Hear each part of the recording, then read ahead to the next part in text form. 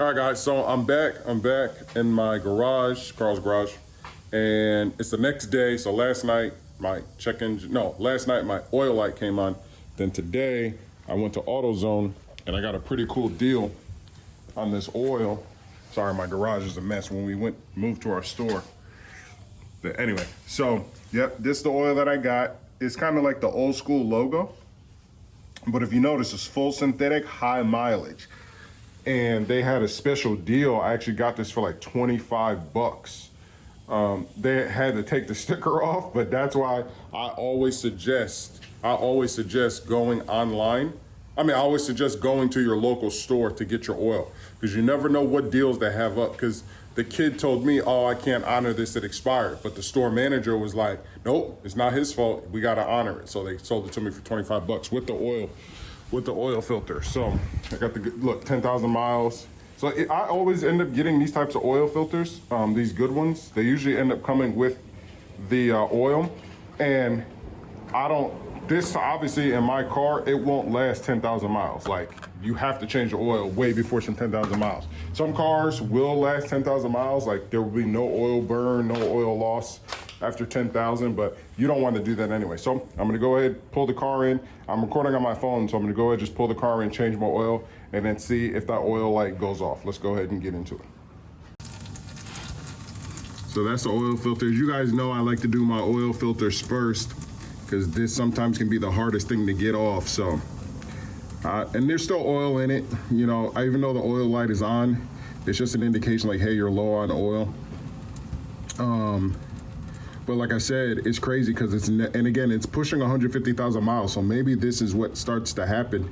And I'm thinking that the oil light probably either doesn't come on for people who don't have the KSDS, and then they think, well, I got an oil change not too long ago, I should have oil, and they never check it, and then it just goes bad. So I don't know, because like I said, I always pay attention to my fluids and I always have oil. It's just random. And again, this is bone dry down here. Like, there's no oil down here. There's no oil anywhere. As you see, it's bone dry. If there was, you would see residue. So it's definitely not leaking out. I think it's just being burned in the engine and passed out through the exhaust. So I wonder if I have white smoke, but I haven't had anybody behind me. So, but there's obviously oil in the engine. We're gonna put some fresh synthetic high mileage oil in there, and we should be back to normal. But just pay attention to this. So I'm gonna go ahead and swap out the filter. So you guys can see the new filter's in there. It's kind of dark, but it's right there where the yellow is. You can sort of see like the yellow from the STP. Now it's time to drain the oil and put the new oil in.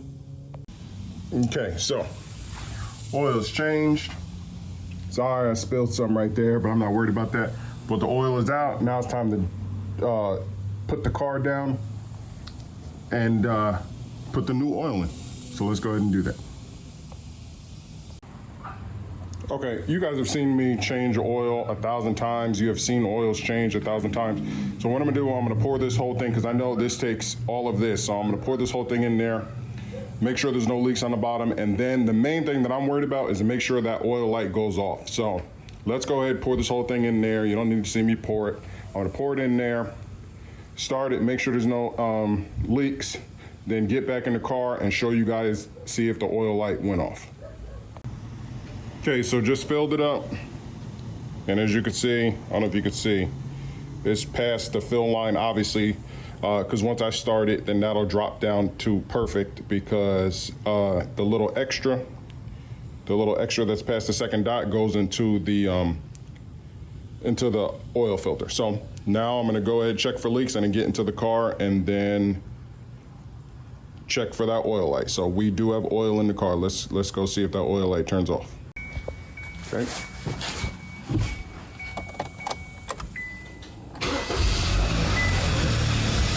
Check for leaks. Always roll down your window so you don't get locked out.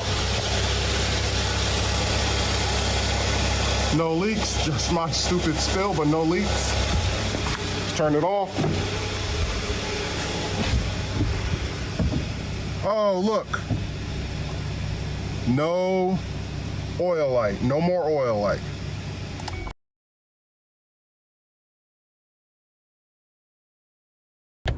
So guys, as you can see, my oil light continues to flash on and off.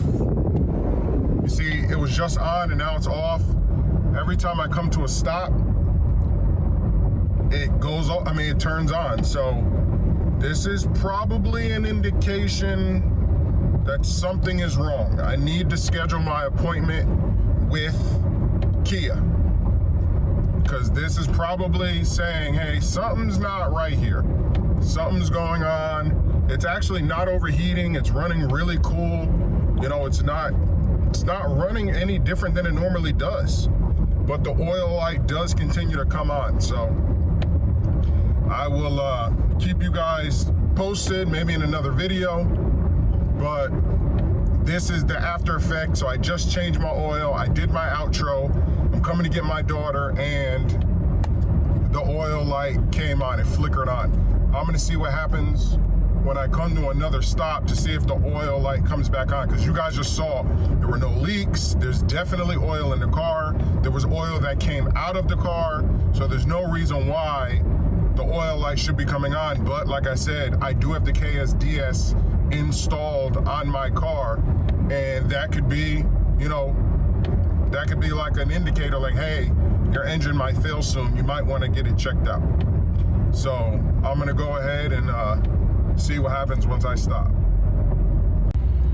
Yep, so every time I stop, the oil light comes on. That's very weird. Very, very, very weird. I don't know what that means, but I'm definitely gonna call Kia once I get to the store. Oh, it is starting to shudder. Okay, I think my engine is gonna fail. All right, guys, I'm gonna start making some calls before my engine fails.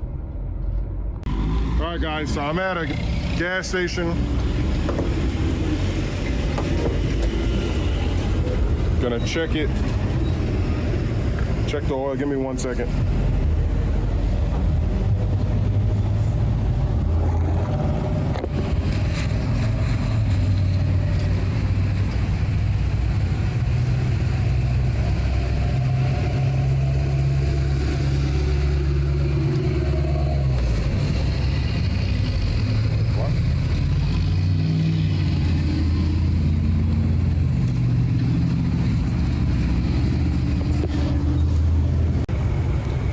There's definitely full oil in it. The light keeps coming on, so I'm gonna see how it performs. I'm gonna go swap it with my wife's Toyota. I'm gonna bring this home, because if it's gonna kick into limp mode, I have to drive a very far distance to go get my daughter, and I don't want it to kick into limp mode while I'm driving there. So I think it has enough whatever in it, because it started to shudder over here at the light. It started to shudder. So I think I have enough whatever drive life in it before the limp mode kicks on to schedule an appointment at my local Kia dealership and get it over there before it's too late, because I don't want to have to tow it. So I'm gonna go ahead and swap with my wife's car, and then while I'm doing that, I'm gonna be calling Toyota. Not Toyota, I'm gonna be calling Kia. So I'm gonna call Kia right now.